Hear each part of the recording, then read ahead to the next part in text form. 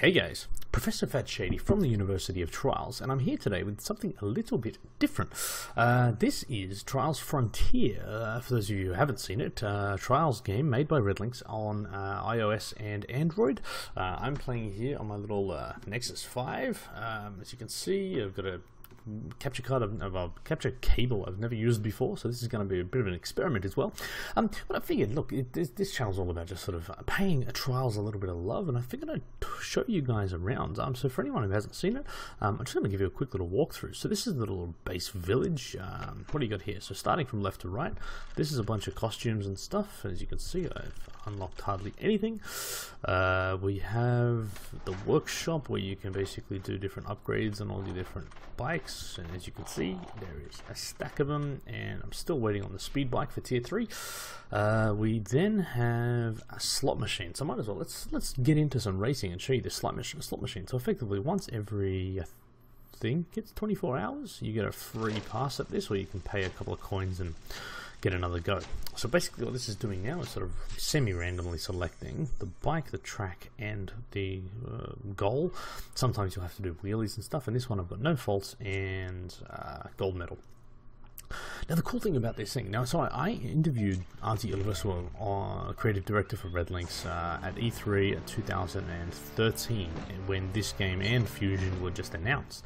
So I should actually try and remember to put the interview. That was, I think, class 5 of the first semester at the University of Trials. And we talked about this, and at the time he was sort of talking to me about the controls and how all the different riding techniques and all the different things, even though you've learned on the University of Trials, would actually go and help you to play this game. Now, I didn't believe him at the time. I'm still not a massive fan of touchscreen controls. I really do prefer the sort of tactile feedback you get from feeling a button in your hands. That is an obvious constraint and a downside to mobile gaming, but we deal with that. What it's giving you, though, I mean, the physics and the riding techniques and everything you've got here, honestly, I'm really surprised, especially at the harder difficulties, as to how well they've implemented the physics for this game. So as you can see here, I've completed the mission. But I have to kind of look down at this. I'm trying to hold the phone up, but yeah. Anyway, so now what I get is a choice. So as you can see, on all these different things, I could get a pair of pants. Don't know why I'm going right to left. You can see up the top here, that's like a gold double coins thing. You get some diamonds, or you can get one of these sort of super coins, which have got a few thousand coins attached to it.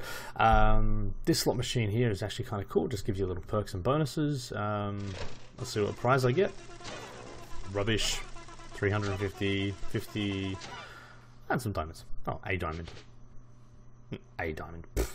The cool thing is, so that little gauge thing with an up arrow, what that's actually doing is leveling up my slot machine, and what that will do is give you better rewards and better things. And as you can see now, all those rewards across the top of the page have gone to number 3. So every time you spin the wheel and you don't get one of those prizes, of those top 4, it increases your chances for every spin, so it encourages you to keep coming back.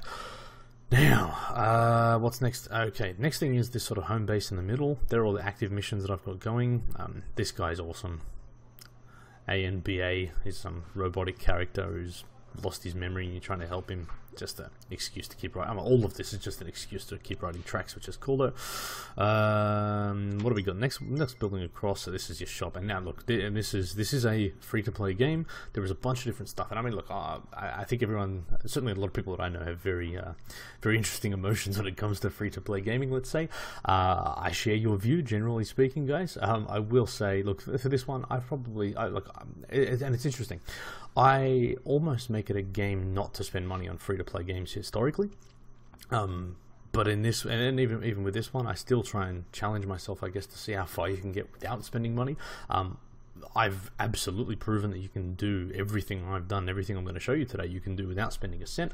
I think in total I've spent about $6, I'm sure. And if I'm honest, if I'm really honest with myself, I would say I've got so much more than $6 value out of this game. Right, now that you can quote me on. You know, I'm not, you know, like I said, I'm not a massive fan of free-to-play games, but I can easily see that. And look, to be honest, if there was an option to pay $20-30, you know, and have this whole sort of thing unlocked. I mean, I'll go into it in a second, but there's fuel that lets you sort of have, and you can see here I've got 59 out of 67 at the moment. There's fuel that lets you sort of say how many times you can race. There's coins, there's diamonds, and I'll get into player versus player in a moment too. So yeah, there's a free-to-play economy that goes along with this type of stuff, but you can absolutely play a stack. And I mean, I tend to find for you to be able to pick it up, put it down, you know, on a train, you know, I do it in meetings sometimes. Just yeah, I have a bit of fun. But yeah, it would be nice if there was a way to sort of pay X amount of decent dollars and say, hey, have everything. But I've not, yeah, I guess there's not too many times where I've found it too restrictive. It's pretty forgiving, I think. Some of the, actually, sorry, yeah, so one of the other things you will do, so rambling a bit, here's all the missions. So I've slid out this part of the side here. You can see all the missions I've got active, and you can see this one here, right, this Beacon Recon, where I've got to get these level 5 items. Now these things take forever, and you kind of got to race a whole bunch to unlock this level 5 gear, and these are all different parts you win for completing tracks. But I wanted to show you something. What you can do, if you get the lower level parts, you can actually fuse up to get the piece. So you can see with the blue exclamation point, I need this one, so I'm going to click on that, and now what I get to do is fuse that bad boy and fuse that bad boy. So there you go. So that was a way of sort of getting numerous, I think 3 of a lower level part allows you to fuse up to the next spec. Oh, here we go. Wow. I didn't even realize I had this one. It's just the thing, you just sort of play and accumulate these things, and all of a sudden, oh, that was a very hard mission. Ah, cool. I've got to get one more of those little guys. Maybe let's go do that. Ramble. I want to show you some writing. I've been talking for how long now? 6 minutes? I don't think I've only written a track.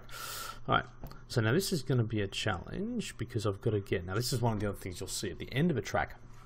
There's like this little, this wheel to get prizes, which you would have seen.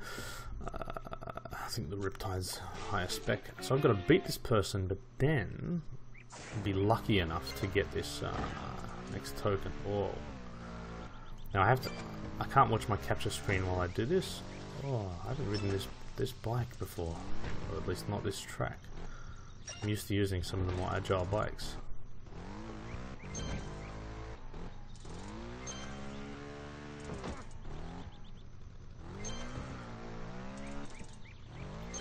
But it's funny how much the skills carry over. You kind of don't think they will because it's a mobile game, but it is scarily weird.